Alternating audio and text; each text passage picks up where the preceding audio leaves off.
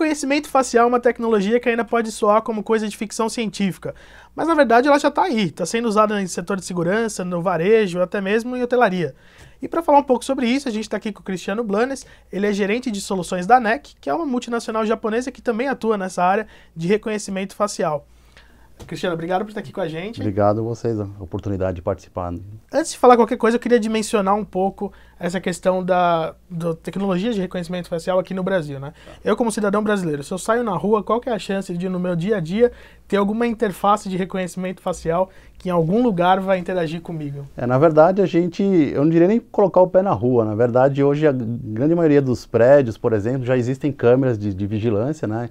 Então, a partir do momento que você pisou ali no elevador do prédio, no hall, provavelmente tem uma câmera, ou então se você mora em casa, de repente na rua mesmo, já tem uma câmera de vigilância, que é uma interface para o mundo virtual, né? A princípio, as câmeras, elas são usadas para vigilância, né? Na verdade, vigilância pública, para área de segurança, mas por ser uma interface digital, ela pode ser utilizada aí com uma aplicação, por exemplo, de reconhecimento facial. Uhum. Então, o potencial já está lá, mas essas tecnologias, elas estão sendo de fato aplicadas. Aqui eu quero conversar um pouco sobre o mercado que a NEC atua, mas só para ter uma ideia, para o pessoal que está assistindo dar uma dimensionada. Elas já estão sendo aplicadas? Já é uma coisa comum?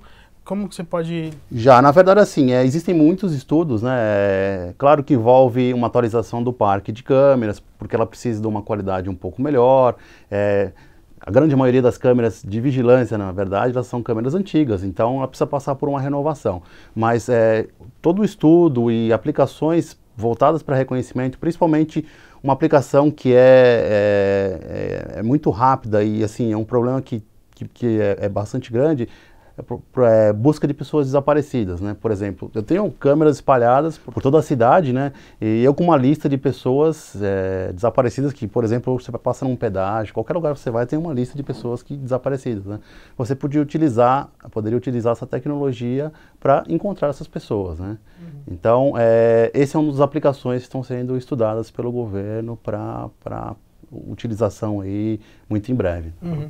Então, basicamente, quando a gente está falando aí do que está sendo usado hoje em dia, existe um potencial grande, sim, só que exige essa atualização do parque de câmeras. Exatamente. Então, ainda... Existem muitas cidades novas, por exemplo, até por renovação, às vezes quebrou, então a reposição já está entrando câmeras novas, cidades novas também, bairros ou um lugar que não tinha vigilância e está sendo instalado. Então, assim, já existe um parque que está pronto para ser utilizado, né? Então, eu estou falando num âmbito mais geral, né? Por exemplo, falando numa cidade inteira ou, de repente, pensando em Brasil inteiro, né? Mas já existem pontos que é possível a utilização dessa tecnologia. Legal. E a NEC tem a NeoFace, que é a tecnologia de reconhecimento facial da empresa, Isso. né? Queria que você falasse um pouco sobre o negócio da empresa aqui no Brasil. Eu sei que vocês já estão atuando em setores diferentes aqui, como eu citei no começo, questão de segurança, como a gente estava falando também, mas em outras áreas, como hotelaria também. Fala um pouco sobre o negócio Exato. da empresa. A NEC é uma empresa japonesa, né? Ela já está no Brasil há vários anos e o negócio, na verdade, nos últimos anos teve uma mudança bastante grande do mercado como um todo, né? E a gente já tem na parte de desenvolvimento no Japão, né, a gente já está bastante maduro com tecnologias de biometria, né? A gente começou muito forte com biometrias de reconhecimento de impressão digital, que basicamente é utilizado para governo, né, para emissão de documentos, para uso criminal, de você identificar suspeitos ou, né, em cenas de crime. Então tem esse lado bastante do lado de segurança, né? E tem a parte também mais nova, eu diria que isso começou a ser estudado nos anos 80, por incrível que pareça, no Japão, o reconhecimento facial já iniciou os estudos na década de 80.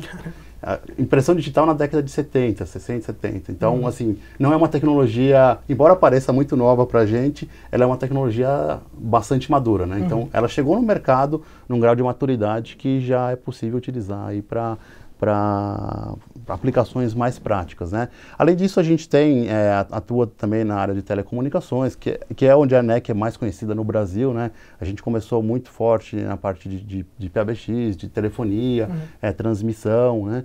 E essa parte de biometria e segurança pública era razoavelmente recente. Aí, apesar que um dos projetos que a gente tem implantados aí já está fazendo 10 anos, né? Então, é recente com relação às outras tecnologias. Que projeto que é? É um projeto do Instituto de Identificação no Rio Grande do Sul, né? Então, a gente usa lá para emissão de documentos de identidade, né? E também para crimes em geral. Na verdade, é Polícia Civil do governo do Rio Grande do Sul. Né? Vocês também têm algumas aplicações em aeroportos, né? Sim, na verdade, a gente tem uma aplicação que está sendo utilizado para reconhecimento. Na verdade, é uma aplicação que já foi divulgada no mercado da Receita Federal, que é para identificar pessoas, na verdade, do interesse da Receita, né? Na verdade, passageiros que a Receita queira, por alguma forma, abordar. Então, antigamente, o que acontecia? Os fiscais da Receita, eles recebiam uma lista com fotos das pessoas para fazer aquela identificação e, muitas vezes, a pessoa está diferente, está até meio disfarçada, né?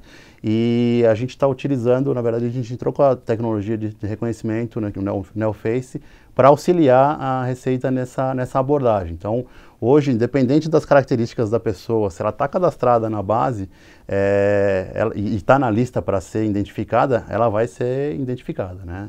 Então, e aí vai surgir lá, por exemplo, na tela do fiscal, né? Hoje ele não olha mais a fila, ele olha a tela, né? Então chega um pop-up de que tem que abordar aquela pessoa. Né? Então manda para o raio-x e aí segue a inspeção, né?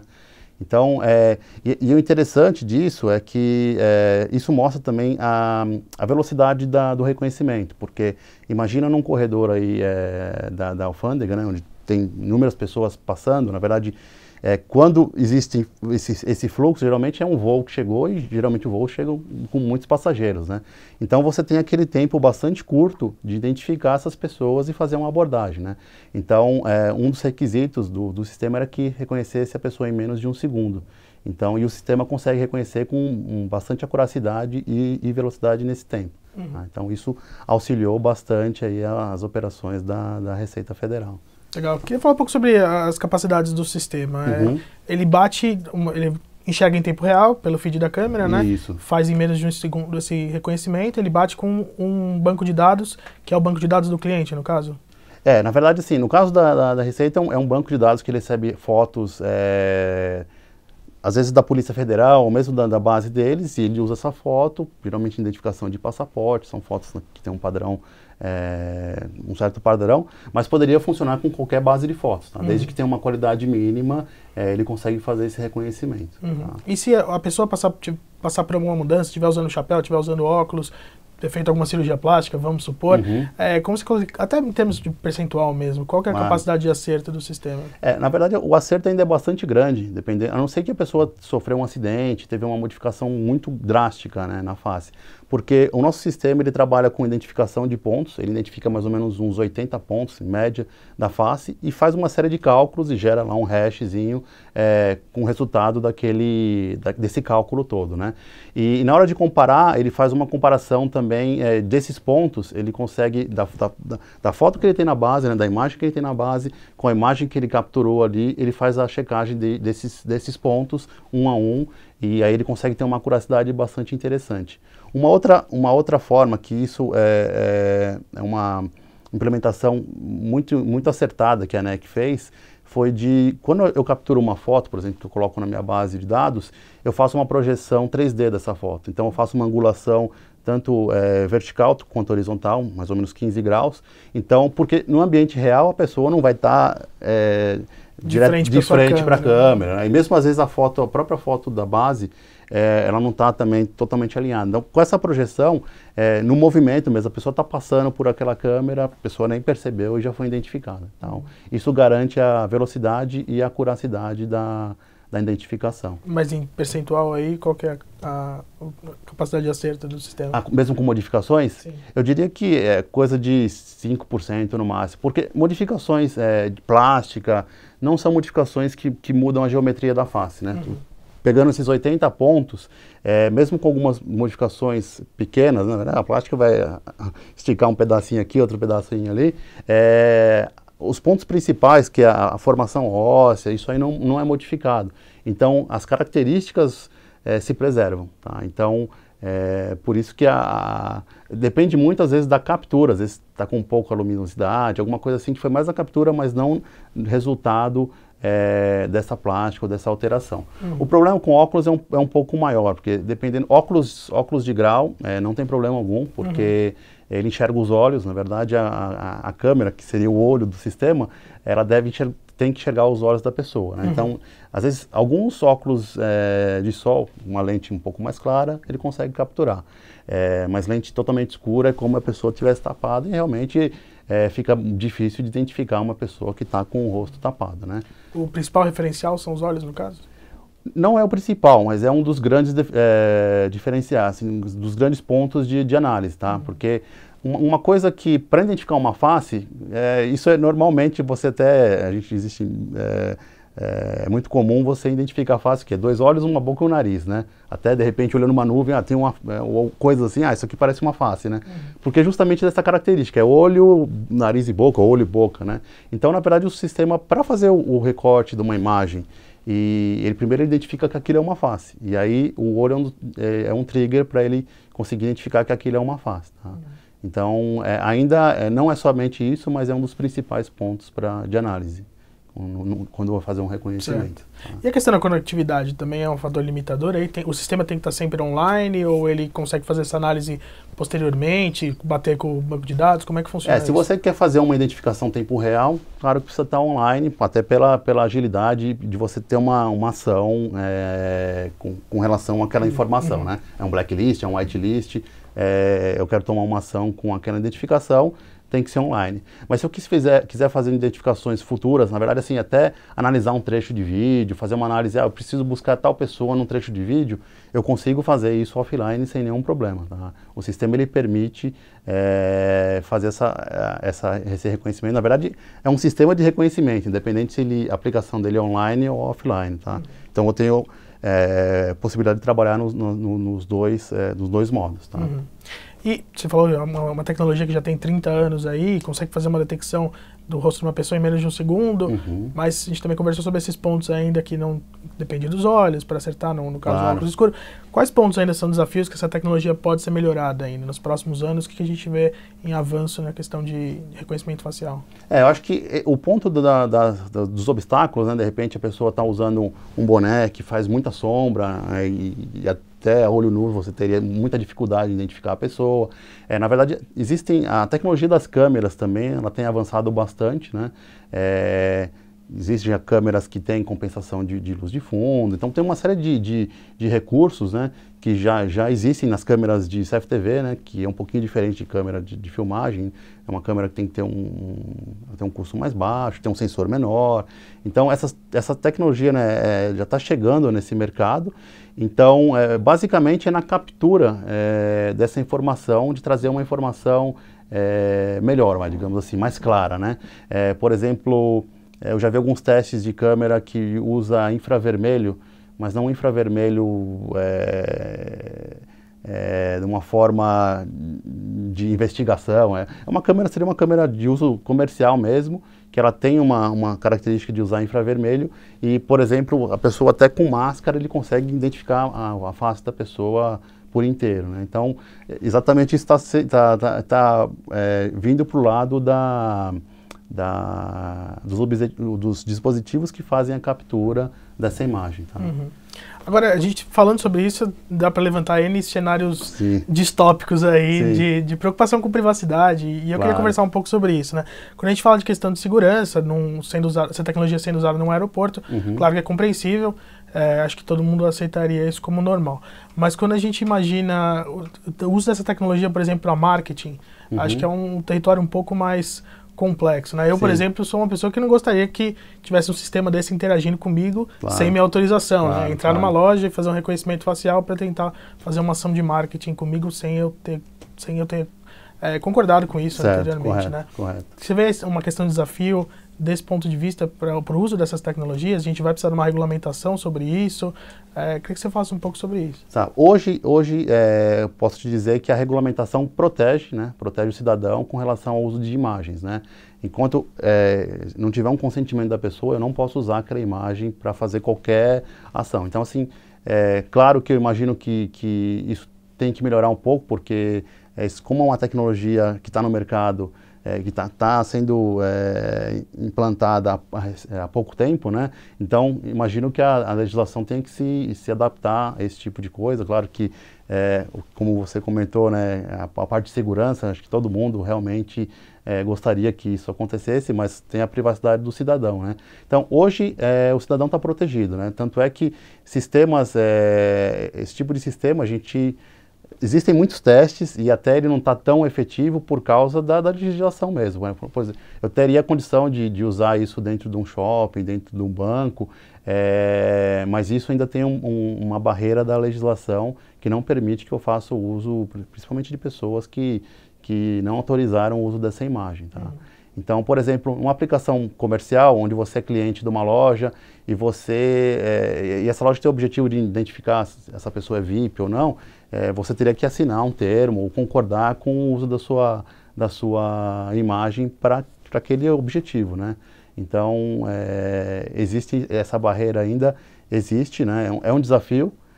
Eu acho que tem que ponderar ainda o que é, para não ser tão invasivo, né? A questão de privacidade, porque como a gente até comentou aqui, câmeras estão espalhadas por todo lado. Então, você não percebeu e você já está numa câmera, né?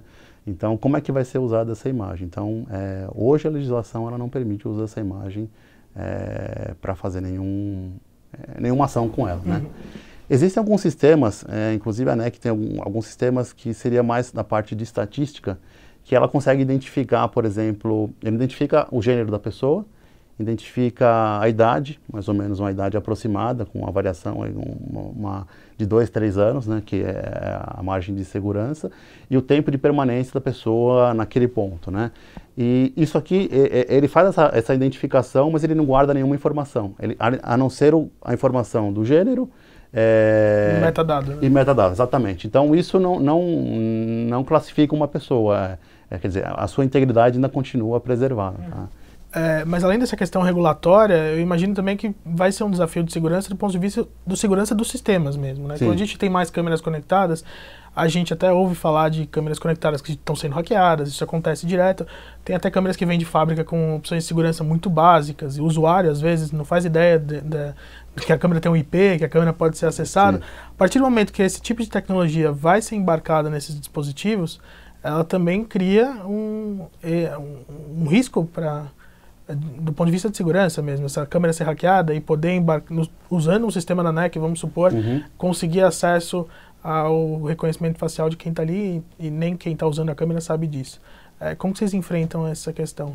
Na verdade isso aí, como a gente está falando hoje de TI em geral, né, e aí a gente tem um problema também de segurança de rede, boas práticas. Esse tema ele envolve a segurança como um todo, né? Não estou falando somente da segurança física, integridade da informação, mas também a segurança cibernética daquela informação, né? Então, a gente tem um cuidado, né, de quando a gente está fazendo um projeto ou alguma coisa nesse sentido, a gente tem que garantir a segurança como um todo, aquela informação não vazar, né? Principalmente, por exemplo, a câmera ou o dispositivo que for usado com essa intenção, que aquele fluxo o fluxo de dados que está sendo usado para essa finalidade, ele seja protegido e tenha uma segurança que não seja uma segurança básica dentro desse sistema, né? Uma outra coisa interessante é que hoje ainda para fazer um reconhecimento facial o processamento ainda é um processamento bastante alto para você embarcar isso dentro de uma câmera, tá?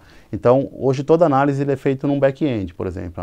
Ele recebe essa imagem, o fluxo de imagem, e aí ele faz essa análise e aí toma alguma ação. Data center, então, na verdade, eu não estou fazendo isso na ponta, eu estou fazendo isso num data center que tem um ambiente bastante controlado, né? Se for pensar com relação a um endpoint. Mas não é possível acesso ao sistema a partir da câmera, por exemplo. Se a câmera for hackeada e a câmera tem aquele sistema embarcado, mesmo que o processamento esteja sendo feito num data center robusto, é possível ter acesso ao sistema pelo feed da câmera, não? Não.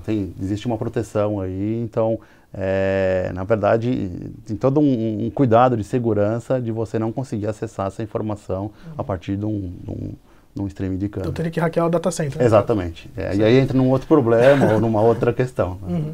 E tem requisitos mínimos dos equipamentos que podem usar o sistema de vocês hoje? Depende muito da característica que você queira, né? Da quantidade de faces, por exemplo, a quantidade de câmeras. Dependendo do sistema, se você quer usar um sistema real-time, na verdade você tem que estar analisando o fluxo o tempo todo, processando aquela imagem, buscando se aquela imagem tem uma face ali dentro, se aquela face está no banco de dados e tomar uma ação com isso.